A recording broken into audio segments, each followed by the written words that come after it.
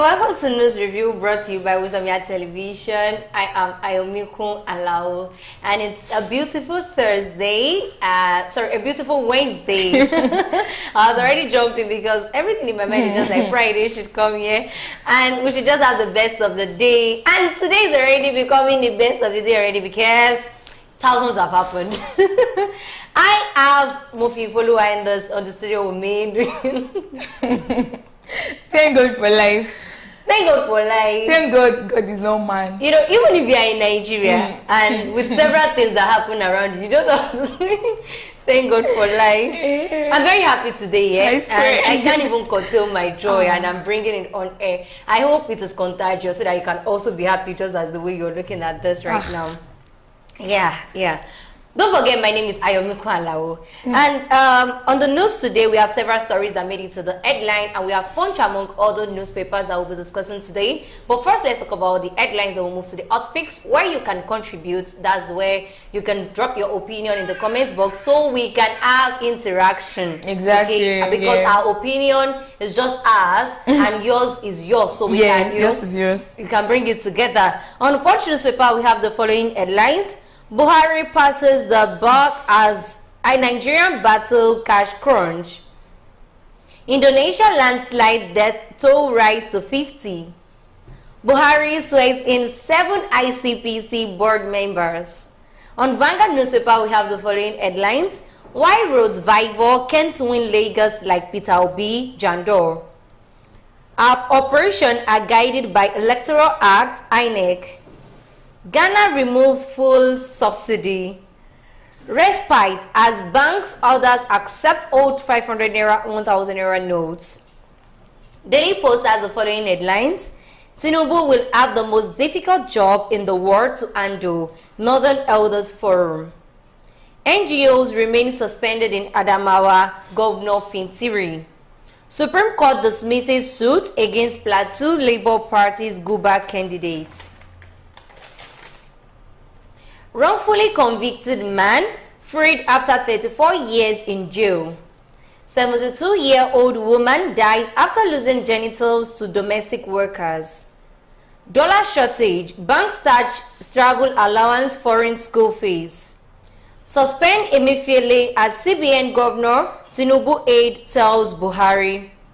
INEC will prosecute any electoral offenders with speed, Yakub Mahmudu. Jandor introduces his US-based wife to Lagos PDP members ahead of election.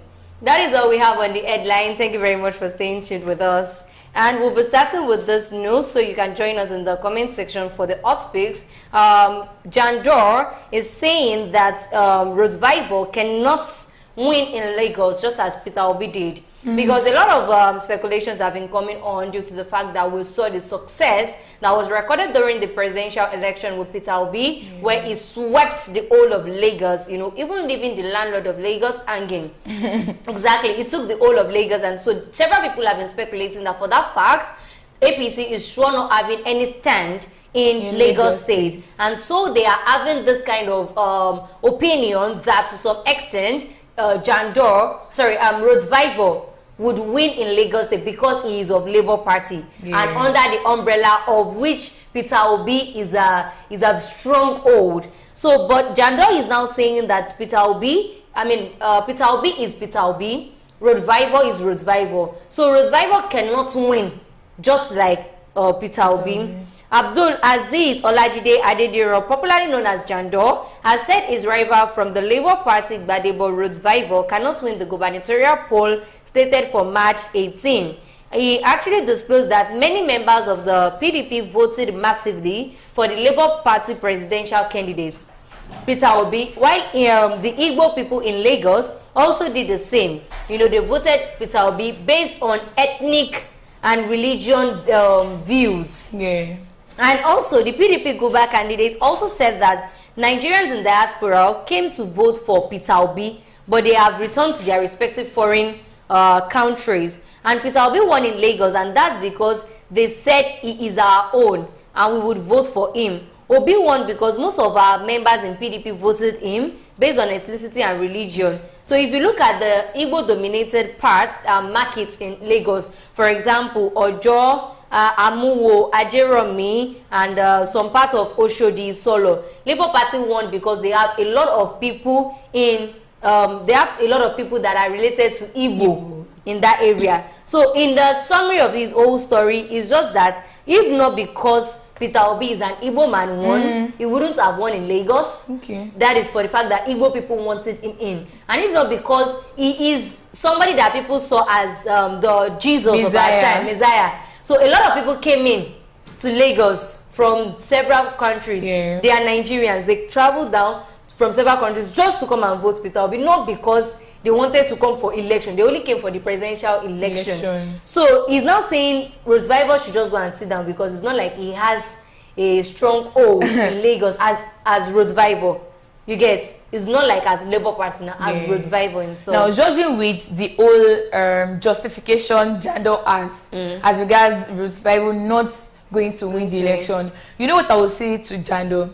They play, they play. Because now you're saying Peter Obi won in Lagos State because most people dominating the areas he won, they're actually Igbos. And if we look at it very well, whether we like it or not, fine, Roosevelt is Gbadebo, he's as well Chinedu.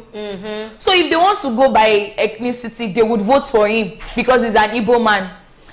If we want to go by, you know, the only reason Peter Obi won, I mean, one of the major reasons Peter Obi won in Lagos State was because every one of them, I mean, every Lagosian, every Igbo in Lagos wanted to prove a point that nobody owns Lagos.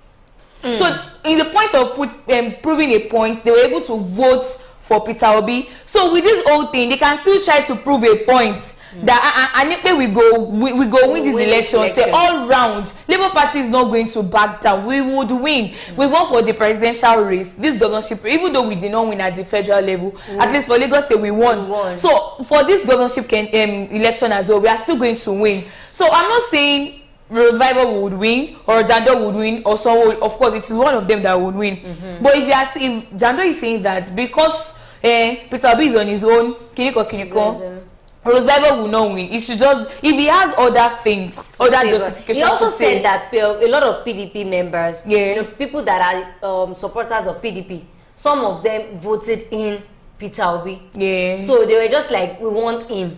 Not because let me tell you something. For PDP, the crisis in PDP, it actually cost them the presidential election. Because if actually, I keep saying this, if actually PDP does not have any crisis, they would have probably won the presidential election. At least they did well.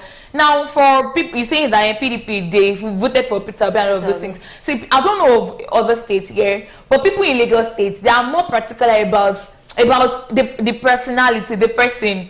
Now, a lot of them are not even thinking of the fact that Sanwo-Olu has done a lot of things for them. Even Sanwo-Olu is scared. The incumbent governor is scared. That's where you see him. You find him in phone repair shops. We found him on the field. On the field, trying to play ball. Lionel Sanwo-Olu.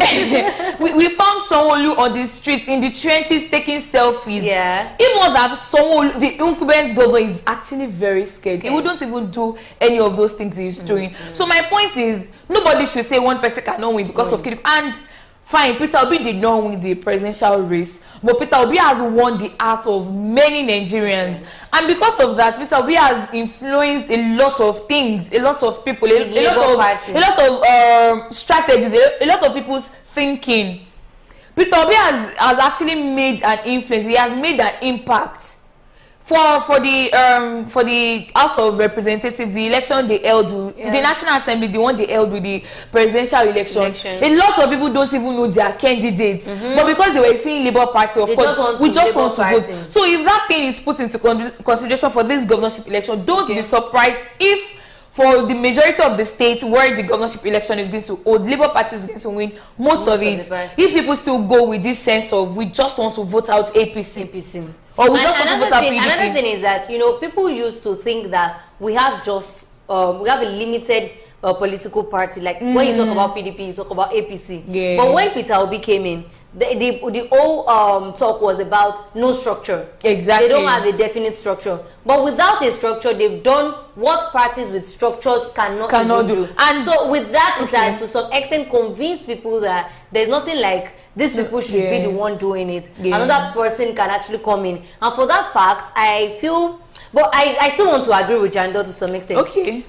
The reason I want to agree with Jando is that, first off, Jando himself too is not like, to some extent, is having that structure. Okay. But now I want to forget about structure now. Roadvival has limited experience when it comes to public offices, when it comes to handling of state affairs. You know, you can't just say because this is a car and this car can be driven, it can be driven by anybody. And you feel like, okay, just an inexperienced driver come and drive it. You can allow an inexperienced driver to drive if it is just like maybe Toyota 1983 or an automatic even if it is automatic. I'm talking about the brand of the car. Not talking, but if it were to be maybe like Toyota 1890 model, you can allow anybody to drive it.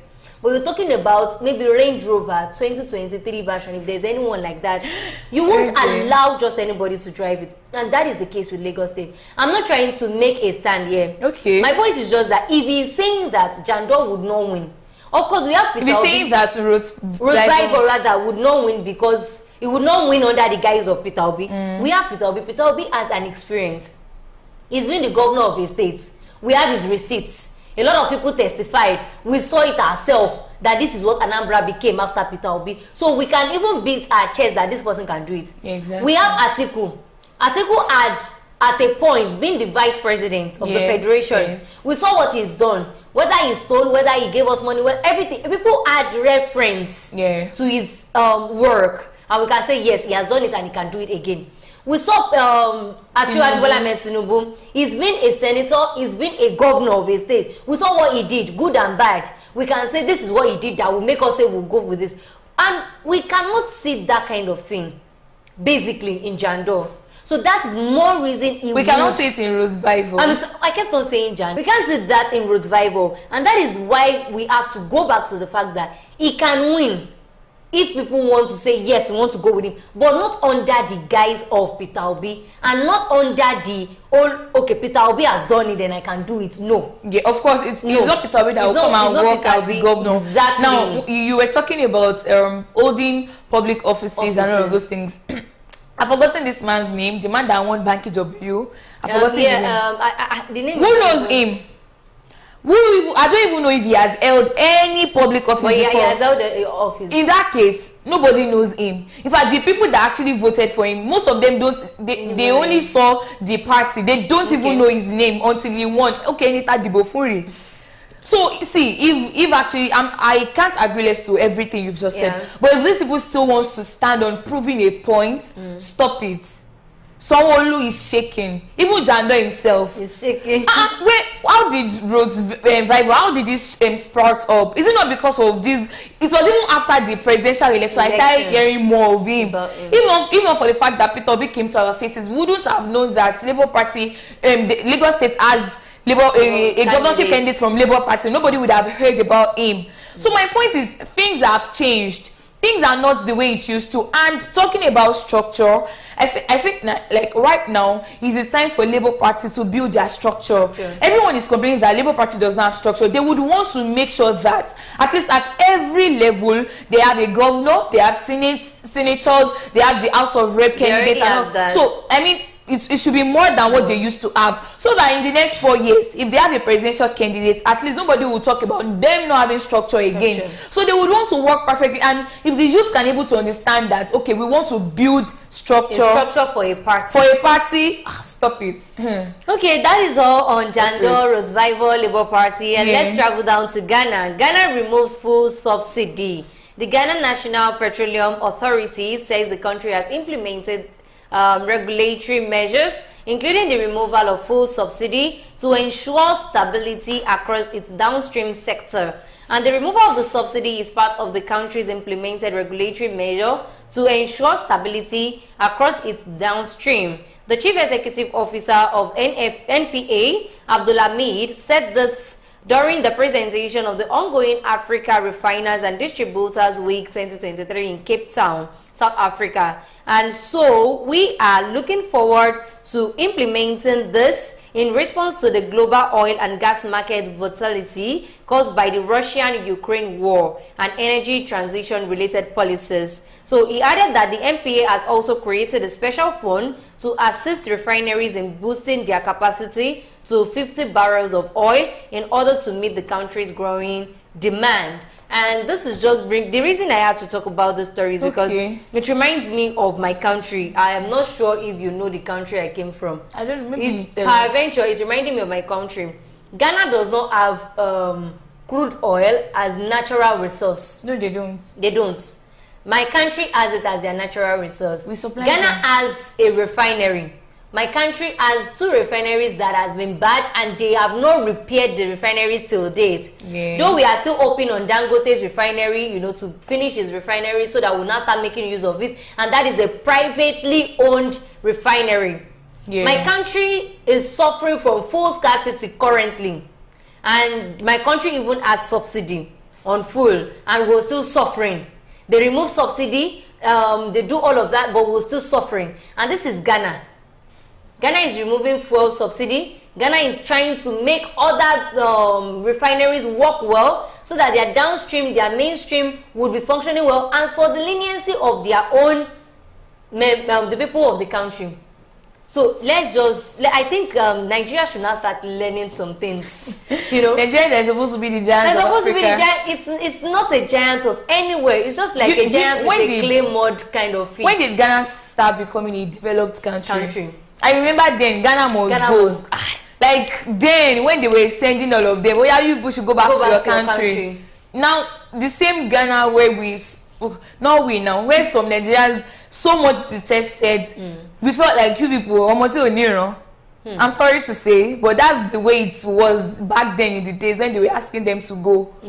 Same Ghanaians are now running a perfect economy, a perfect educational system. If you go to Ghana, you go think in America you did. I mean, see, Nigeria, let me reinstate this fact. I say every time. As long as it is not giving them any form of profit, as long as they are not benefiting from it, as long as the chances of embezzling from the whole thing is not really visible, they will not do it. They don't care. As long as they are, even if the problem is there, as long as it is being sorted for them, as long as they are getting their own basic things, even if an average Nigerian does not have access to fuel, as long as they have it, it's not like they want to go and queue in food scarcity is eating deep in my country. It is not eating deep. It adds eating deep. Because as at this morning, they still cry about food scarcity. Now the problem is it's so painful and it's so let me say saddening how we Nigerians how we can easily adapt to situations. Now everybody has started living with the fact that there's no money. There's no money. Like just in how many months we already agreed that let's just continue. And we are living. And we are living. So the thing is, like my mom would always say, even if they sell petrol for 1,000, even if there's no money, something like that. So we shall they find alternatives. We will find alternatives. That's why these people, our leaders are supposed to, be so good to us. They feel like they would adjust. Just leave them. Something like that, and that's where the problem is. And if it is not going to affect them in a negative way, they will not find solutions to it. When Emefiele said, we want to do Naira redesign, we want to, those parties, those political parties, they knew that if it should go ahead, it would affect them. Every one of them started shouting. Governors, once I did, they know Emefiele don't do. Do you know how many meetings they called Emefiele for? Because they knew that if this guy can do this thing, that's cool. But they did not want it to happen. That was why they were screaming and lamenting and crying. But imagine, and the moment the whole thing became easier for them, they forget about it. Exactly. They did not say anything. But when it is up on them, they come out. And this is just these people trying to inflict suffering on us. This show is proudly sponsored by Nokwa Abbas. And let's go on a short commercial break, after which we'll be right back. Please stay tuned. Make sure you are staying tuned because we still have a lot of content, to discuss together. Sweetheart.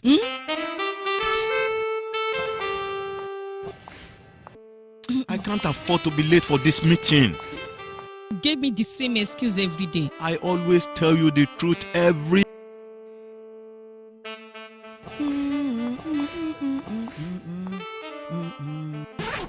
You know I will never disappoint you.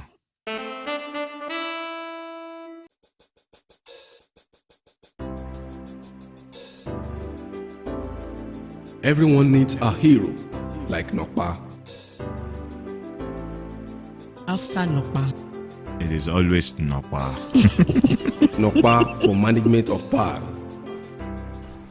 Yeah, you're welcome back. This news review brought to you by Uzamina Television, proudly sponsored by Nokpa Abers. And you should not deprive your wife, okay? If you have Nokpa. And there's Nokpa, why are you trying to, babe, I'm late for work? That's what you have to do. Yeah, this is the news review and you're on here. If you're just joining us, we've started earlier and we are on the up speed. And you can sure drop your comments in the comments box so we can discuss together, because all of those topics, it's our own opinion, and your own opinion is also what matters. So let us know in the comment section so we can discuss together. And now we have respite as banks and others accept 500 naira, 1,000 naira note. The widespread rejection of the old 500 naira and 1,000 naira note yesterday melted as bank and Nigerians began to accept the notes in compliance with the directive of the Central Bank of Nigeria. And as at Tuesday night, CBN has ordered that the banks should start dispensing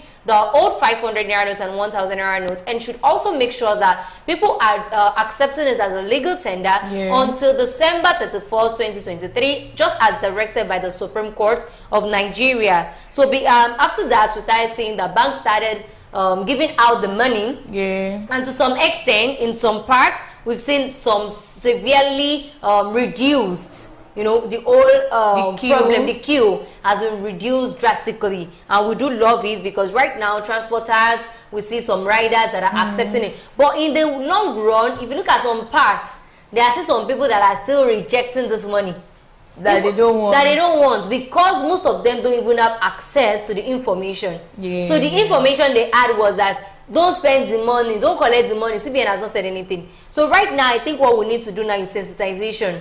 You know, try and educate people, especially the ones in the rural area. Let them know that you can now start spending this money. This money is now a legal tender. When I give it to you, you can accept it. Because somebody was telling me that she went to the market yesterday and she wanted to buy pepper, and the woman was like, no, but what, Joe? Like, you have to give me new notes, you know, that kind of thing. But she started explaining to the woman, Mom, you know, kind of thing. So it's still happening in some places, but at least it has been reduced. And Nigerians are once again free. At least they are free again to spend money, even though the money is not in circulation.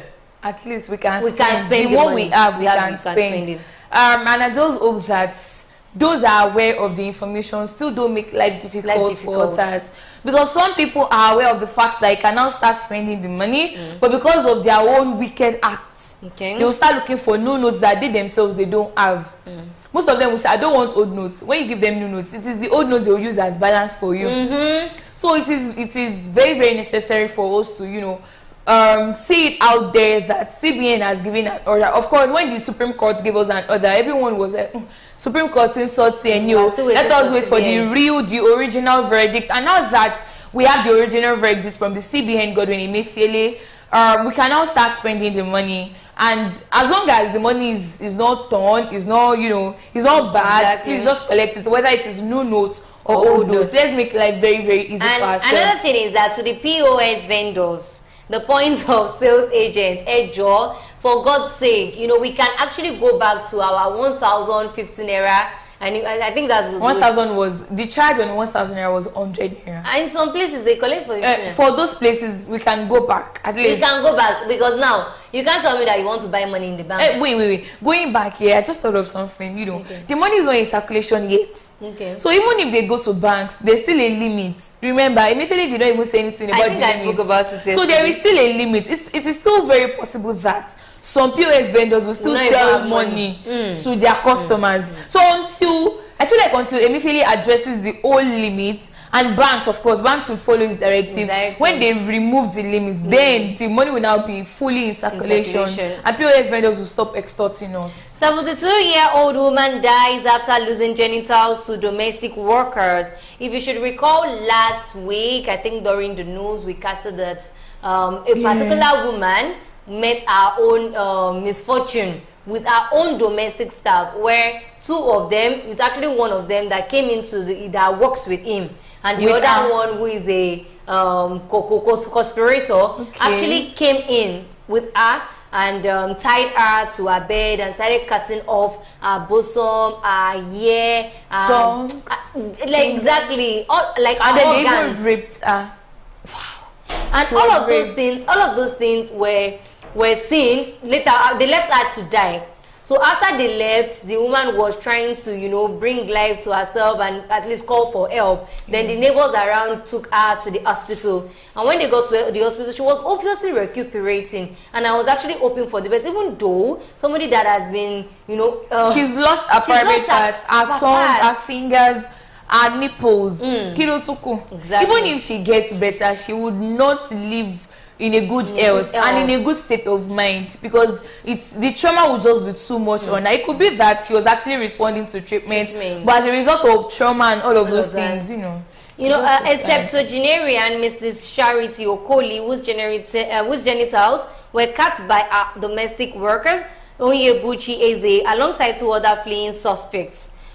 She was later rescued by her neighbors and rushed to the Chukwuemeka Odumegwu Ojukwu University Teaching Hospital, Amaku Oka, where she was said to be recuperating until her death. Following the development, some women from the community on Tuesday protested the death of the 72-year-old woman as they paralyzed commercial and economic activities in the area, while demanding the exit of all Abakaliki indigene from their community, because the worker was actually from Abakaliki.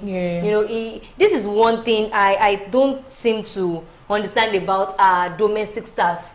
I think it was last month that we got to know, January, that we spoke about this domestic staff that killed a whole family in Ogun State because you said you asked them to give you money to get a motorcycle and they did not give you. But you were asked that, do these people pay your salary? You said yes. They said they employed you for a driver, but you do other works. And these people, to some extent, from your explanation, it is seen that they were treating you like a child, like a family. So if they had told you to do other things, you were doing it out of joy. They wouldn't have known that you were doing it out of contempt. So yet, look, why was it be domestic staff rising against their employers? And another thing is that these people, they were said that there's a herbalist that actually told them if they can get all of these organs, it will make them rich. Even though I think they are still looking for the herbalist, they are yet to apprehend the herbalist. How will somebody even promise you that you will get rich? The person you went to meet that is not even rich himself is telling you to go get some organs, you know, just to be rich. If he could get those organs and be rich, he should have done it for himself. Or if actually what he wants to do for you is good, he would have done it for himself. Or his children. But he does not do it for, they don't do it for themselves, they will do it for you. You know, domestic staff cannot even be trusted. I saw a particular video on Instablog earlier yesterday where a very small child, she was mixing her urine and her menstrual blood, you know. She mixed it together. She wanted to pour it into the, what's it called, the water bottle of the boss's children to take to school. The woman was not asking her, why do you have to do this? Why do you want to do this? She was like, she did not even tell any genuine reason. The woman just had to burst out that she does not just know what happened to her. She just felt like waking up 1 a.m. in the midnight. She was already making the concussion. And if she's a busy type of person, she'll just wake up in the morning. The children will now take menstrual blood and urine. So all of these things don't even allow us to be able to trust our domestic water. I don't even know what the world is turning into. And actually, in the real sense, it is not all of them that are like that. It's not all of them, but see, now we have statistics. So far, let's leave aside domestic staff. Let's bring in relatives. Some people, you call them your cousins, your nephew, your nieces, okay, come and stay with us. Maybe your parents have, in fact, some of them, the parents don't have financial issues. We just want you to stay with us. If you know what these people would do, not to talk of domestic staff, and it is all of them that are like that. It's just that basically sometimes we just need these people to help, because most times we can't even do all of the things ourselves. And it now depends on individuals as to how they would, you know, react to the face of circumstances and all of those things. People can't even be trusted. What I'm just going to say is, if you have any domestic staff, maybe maybe you should just let the person go. As soon as the person start complaining or the person start doing things, some of these people don't complain. They will just be as pure as anything. Exactly. Or you start you know, there's this feeling that comes with I'm not just so cool with this person anymore. As soon as you start feeling like that, or the person start doing things you complain about every time. I remember there's this particular girl, when she washes plates.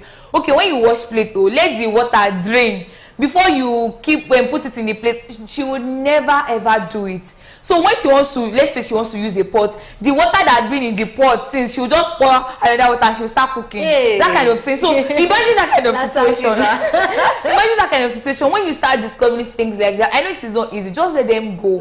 Because see the Baba Jet, Tony the Lumad. And before you even realize that this person has done lots of harm to you, time matters, exactly. So people cannot be trusted. You can only trust yourself. And we should be very, very careful. Now the old woman, 72. I want to believe that the domestic worker being with her is not because she just needs somebody around. Exactly. You know, at least garden work and all of that. But I think according to the story, it helps the woman with palm tree or something like that. It's just so we just have to be very careful among the people that we call our friends, our workers, our neighbor. You can't trust everybody 100%. Tinubu's aide tells Buhari to suspend Emefiele as CBN governor. Bayo Onanuga, the director of media and publicity to the president-elect Bola Ahmed Tinubu, has called on President Muhammadu Buhari to suspend the governor of Central Bank, Godwin Emefiele, due to the ongoing naira scarcity. Onanuga argued that Emefiele should not continue in his role as the CBN governor following his decision to scrap the cashless policy. And he also said that the objective of the cashless policy, which included reducing cost of banking services, promoting financial inclusion, reducing the amount of physical cash in circulation, and improving the efficiency of payments, among other things, have not been met with. And so if he has to still continue with his administration, then Buhari does not know what he's doing. He did not say that. I just said that. So he just said that it is so better that the President Muhammadu Buhari have to let go of Emefiele, because it's looking like it will do more harm than good. And I don't buy into that idea. Reason being that I feel he has corrected the error. And so every other thing that is left, let him finish his tenure. So when you guys get in there, get another governor that you want to get that you know can work with you. But it's not like saying that Emefiele should go. Emefiele, fine, it looks like Emefiele has done the worst thing in the world. Because whenever anybody wants to talk, in the history of Nigeria, when everybody wants to talk about Emefiele has done us bad, you know. But there are some certain things that Emefiele has done that is good. The whole introduction of cashless policy would have been good if he followed the right. It came in at the right time. Exactly. And it affected a lot of people. The people that you planned to affect, it don't even affect them. It affected some other people. So because of that, Emefiele is just trying to do his work. So it's not needed saying that he should be dismissed. I would also agree to that. Even if somebody has to tell Buhari to let go of Emefiele, it is not Tinubu's aid. It's not even by your Is he expecting Festus Keyamo to say something? As far as special advisors to the presidency, because I really don't understand. And the whole thing is by appointment. It's not like Emefiele is serving a term. They don't serve terms as being the CBN governor. So if Tinubu emerges, if he is sworn in May 29 and he feels like, I don't feel work with this guy, he can let him go. In fact, Emefiele himself should have been preparing to leave office. As soon as Buhari leaves, he should be preparing to leave as well. Because should we even go back to the things they talk already during the primaries in APC? You know, Emefiele will come out to say, I'm not into politics, so I'm not partisan. He has said this in one of his statements very recently. You that you were once contesting to be the president of Nigeria. So if you had become the president, are you still not in politics? Anyways, that's by the way. So my point is, nobody should. I feel like Bayo Onanuga shouldn't have said Buhari should relieve Emefiele of his job. He still has other things to do before his tenure, before it elapses. He still has to work with. What if they will still bring in something by April? And do you remember the introduction of the Afrigo? The car, the domesticated car. Yes. I'm not really using one about it. I think that's actually a very brilliant idea. You know, we have in Afrigo, then we don't have to trade with them. The like of MasterCard. Let me tell you something. It's a very brilliant idea. The same way they pictured cashless policy to us as a brilliant idea. Look at where it got us. So if anybody wants to bring it, not even now, I don't even want us to start having any banking problems right now. Exactly. Let us rest. Let us recuperate from this whole naira scarcity. Exactly. Before they start saying that you can't use your card, you can't do this, you can't do that. Exactly. Please, no, thank you. Okay, Jandor introduces his US-based wife to Lagos PDP members ahead of the election. Before I get into the story, you know, several people have been saying that Jandor is single, Funke Akindele is single, so they should just bring themselves together and get married. Perfect combination. But now Jandor has come out to say, "Hey, fans ni, mo mani fine girl, konke." Okay, Jandor's wife berated politicians sponsoring campaign of Kaukumi on social media against her family and her husband because she was not with him. Excuse me. So the People's Democratic Party gubernatorial candidate, Dr. Abdulaziz Adeniran aka Jandor, has unveiled his wife, Mariam Adediran, to the members of the PDP family in the state. And so now, for now, we should not have any kind of talk about him not having a wife. I think where the problem erupted from, where the problem erupted from is Jandor now. Jandor already said Survivor will not win. So I see, basically, a politician. I see no as a wife of a politician, I see no reason why you shouldn't even show yourself. As soon as your husband started showing, you should have, because most times people would even it could be a form of distraction for people. They'll be like you that you don't have a wife. I'm sure for people to have started saying Funke is single, Jandor is single, they're already matchmaking the governor and the deputy. They would have seen a lot of things. And for him to, you know, introduce his wife, that means even the PDP members don't know his wife. The wife, which is very, very bad, because the wife, fine, she's a US-based person. As soon as you knew that your husband is aspiring to become a governor of a particular state, regardless of what you might be doing, you have to be there to support him. So if there were no talks of probably he's single, he's divorced, is this, is that, is he trying to tell us that he wouldn't have shown his wife? So if actually there was nothing like that, you would have kept your wife in US, you'd be running the affairs of the country. What would happen to the women affairs? What would happen to women and children? Do you think you can do it all? If actually you can do it all, of course our politicians are talking about what happens to women affairs. That's why he has a female deputy. She also has work to do. She has other things to do. There are some things that it is the wife of the governor that will do, that the deputy will not even be able to fit in. So when you become the governor now and your wife is not around, that's it. And you have a lot of female around you, they will start alleging you of, you know, sexually assaulting all the female. They will start alleging you of a lot of things. But when your wife is there, of course, before anybody can even say it's gone, they would have to. But the funniest thing is that all these people, they have a very beautiful wife. The other time I saw Gbadebo's wife, I was wowed. Like, stop it. I'm fine, girl. Even even one particular, let me just say it, even one particular presidential candidate that is very handsome, ironically, he still has a beautiful wife. Very beautiful. God, she means I'm not gonna marry a politician. I can be your wife, don't worry, you will. Tinubu will have most difficult job in the world to handle, according to the Northern Elders Forum. The Northern Elders Forum has said the President-elect Bola Ahmed Tinubu would have the most difficult job in the world to handle. According to Akim Baba Ahmed, the spokesperson of NEF, said Tinubu would have a lot of challenges to tackle. And Tinubu, who was the candidate of the All Progressives Congress and emerged the winner of the just concluded presidential election after having the highest votes.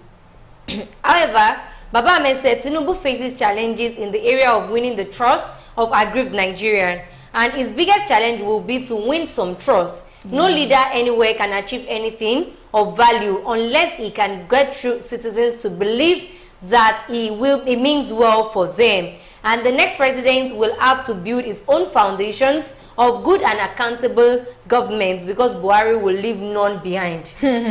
That's too much. That's very, very too much. So these people are saying, point blank, that Buhari is leaving none behind. That is, he's leaving no good governance behind. So you that you've gotten there, you have a lot of work to do. And they're saying that he has a lot of work in the world to do. is really, really true. You know, we've said it on this table that Tinubu has a lot to do. Yeah. And that was the reason I was pointing that time that you were not agreeing with me, that you should have started working. we should be seeing it now before that May 29. We should have been saying that, okay, Tinubu, maybe with his own money, because he's a rich man, maybe he has built one school. You know, that's what Nigerians want right now, because they are not even ready with propaganda. They are not ready for anybody to say, I will do this. So, no, don't tell us, I will do it. You should have finished it and not bring it to our face. I don't see that I was on that. Okay, that's what Nigerians are watching out for. They don't, because he was unable to gain their trust, to get into power. I mean, that's a major problem. That's a major problem. That's a major problem. And until tomorrow, a lot of people are still feeling that their mandate was stolen. Till next year, a lot of people are still thinking that by the time Supreme Court finish their ruling, Tinubu will still return the certificate of return. It's still on their mind. Yeah, exactly. They are still having it in their head that this man, you will still return it. That's what some people are still thinking. So people like that will not in any way agree to work with Tinubu. Exactly. And will not even believe in any value he brings on board, even though it is worth it. So these people are now, the Nigerian, the Northern Forum, are now saying that it is better that he does it the right way and give the genuine kind of governance, so that people will be able to at least have trust. It cannot be 100%, obviously, but at least 60%. Do something that somebody will be able to tell somebody, that somebody will tell somebody that this is what happened, and they will be able to relate to them. You don't even need to bring it on the media. Do it personally, that people will be able to see it. At least maybe people that are supposed to get pension, or they are supposed to get some kind of infrastructure, they get it. They will be the one announcing you. You understand my point? So now, Tinubu has millions of work to do. Yeah, and gaining people's trust is a lot of work. I mean, that's just the first thing you should do. The first thing. Because when you think of this person as a bad person, regardless of how much the person tries to make you see the good in him, you will not see it. That's the problem. And judging with the fact that a lot of Nigerians feel like, no, Tinubu is not the person we voted for. They selected him. We did not elect him. So the first thing Tinubu will do is try to gain everybody's trust. He should make us believe, he should make people believe that, yes, he is capable. He's not just there to come and steal money. He's not there to, just do a lot of things. He's not just there because he should be there because he wants to work. And the kind of what is it called now? The kind of what's this thing you have on people? Okay. He has with the US, I mean the foreign countries. The kind of reputation, yes, that's the word. The kind of reputation he has with foreign countries is actually no good. Did you see how that is because of the way we portrayed him. I mean, his own history. His history. Whether he has a history, till tomorrow, nobody has an evidence to that. It's just a rumor, kind of. Okay, is a drug baron? Is this? Is that? All of those things are speculations. It might be true, but nobody has a genuine evidence to that. Exactly. You get my point? I get it. Nobody has a genuine evidence to that, and people have been portraying him to be that. That was the same thing Shehu Sani was saying, that Nigerians should cease from calling this person this, calling him that. Because when he goes outside the country, they will see him as this. And for that fact, he's the president of the country. Every citizen of the country will be regarded as that. So what I'm saying is, the reputation he has with these foreign countries is not good enough, even though we're the ones that portrayed him that way. But it's still not good enough. So before he can even before they can say they want to work with him, or they want to, just try to work together, how this all presidents work together, it's going to take a lot of time, a lot of work on him to gain their trust. And if at any point it does something that is not transparent, then that's another spark of untrustworthiness for him. So, I swear to God, he should be very, very careful, and he should be ready to work. His cabinet, his deputy, and this is not on Tinubu alone, Shettima as well. Kashim Shettima also has a lot of things to do, because even if the president is good and the vice is destroying everything, it's still the same thing, still taking us back to zero. So the two of them, the cabinet, the committee, the executives, the people that are going to be working with him, they should be ready, because Nigerians, we are ready to just say anything. If he messes up with anything, we are ready to fire back at him. Gone are those days when they will tell us that age will me, and we'll just be looking. No, gone are those days. So if Tinubu promises us something and he does not do it, Nigerians are ready for the worst. We are ready, exactly. Our operations are guided by Electoral Act, not political parties. INEC. The Independent National Electoral Commission, INEC, says its operations are guided by the Electoral Act and not by political parties. Professor Gabriel Yomere, Resident Electoral Commissioner REC in Cross River, made this known in Calabar during an interview with the News Agency of Nigeria. He was reacting to the calls by Social Democratic Party SDP to sign the election results sheets for Saturday's governorship and State House of Assembly elections in advance. SDP has urged that the measure would help in checking and preventing irregularities during the election. And so it's now saying that SDP in a letter had urged INEC to sign the result sheet ahead of the primaries, but at the end of the election, the party in the letter signed by the Cross River Dr. Ekpiyong Ambo said the move would reassure the stakeholders that the umpire would not compromise the result. So replying to that, the REC chairman actually said that they are not going to do that, because everything they are having to do concerning the election is not just by their own instincts or by the political parties telling them what to do. It is guided by the Electoral Act 2022 as amended. So we can't just say because you want us to do this, so we'll do it that way. And I get the point of SDP here. Their point is because they are saying that, fine, if you have a signed electoral sheet, so even if there is anybody that wants to manipulate or bring in another sheet, because all of these things can be printed. Yeah, of course. So instead of doing that, then we have it signed already. It has a unilateral kind of signature.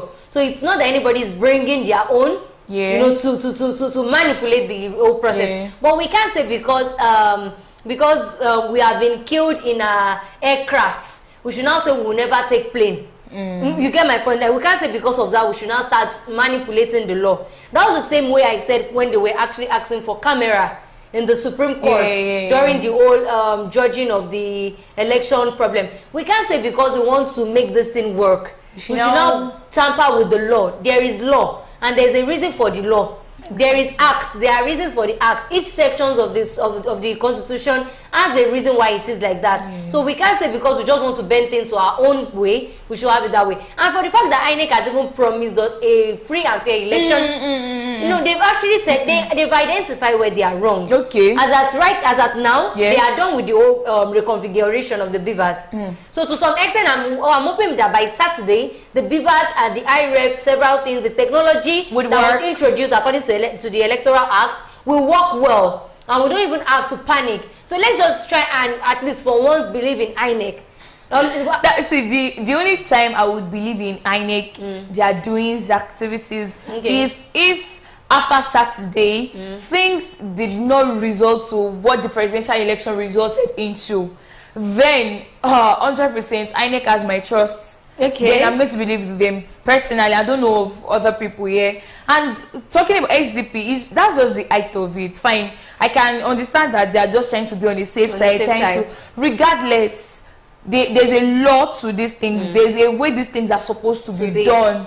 You don't say because you we just want to avoid this thing. At the end of the day, when the whole thing is signed, then they can easily record the results of the election that they've not even done. It's not even done. So it would even be easy to rig election that way. So let's leave it. Let us wait. It has been signed. So if anybody when they sign it,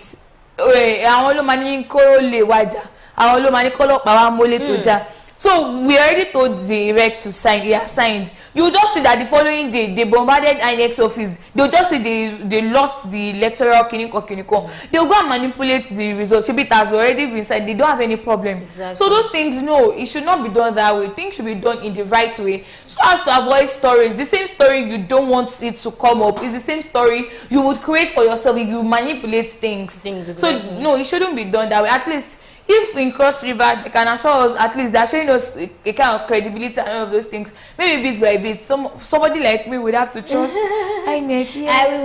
We just need to trust INEC. Fine, I get that they've done more harm than good. Exactly. Yeah, they've actually done so bad, but then we can't but just trust them, because they still have something to handle for us and several others. INEC will prosecute electoral offenders with speed, according to Yakubu. Mahmood Yakubu, who is the chairman of the Independent National Electoral Commission, has on Tuesday said that the commission is setting up a legal team to deal with the cases of electoral offenders during the February 25 National Assembly and presidential election. And this was said that the forthcoming governorship and State House of Assembly election will be expectedly more demanding than the presidential poll, and urged the security agencies to be on guard. The INEC boss spoke this at the meeting of Interagency Consultative Committee on Election Security in Abuja, and he advised the political parties to caution their supporters, stressing that March 18 governorship and state assembly elections are contests, not a war. I think he has to reinstate that, because a lot of people have seen this more than election. They've started to see election as one kind of Biafra war, a do or die kind of affair. If you don't win, you win next time. If you're now, I wanted to say something the other time when we were talking, but then I just had to hold on to bring it to this point. Now we'll be talking about INEC not doing it right, or INEC doing it right. Somebody said something, and I want to resonate with the person. Okay. The point was that INEC, Labour Party members are claiming that INEC rigged the election. Okay. In several states where Tinubu was leading, but they never said that Peter Obi rigged the election in the states where he won. At least Peter Obi won 95%. Did I say 95%? If not more than, of Anambra State. Same as Lagos. Same as Lagos, and nobody said he rigged it. But because there is a place like Ekiti State where Tinubu won like that, they said it was rigged. So these people are just trying to be hypocritical. And when Peter Obi was asked, he was even saying that Anambra State was rigged because we were supposed to have 100%. This is an election. You can't always win. It's either you win or you lose. You can't win everything. It's not possible. Because election has to do with the mindset of people. For the fact that not everybody cannot like you. Everybody cannot vote you. Exactly. Even if you are the best person, the same one we were talking about Abiola that fine, he won the presidential election back then, even though the whole election was outturned. Yeah. But we still would have it that Abiola did not win 100% anywhere. Yeah. It was the mandate of the people. The people loved him. They wanted him to be there because they saw him as promising. But it is not everybody that saw him as that. So the 100% of the people did not vote him. But he only had his own larger portion, larger share of the old people.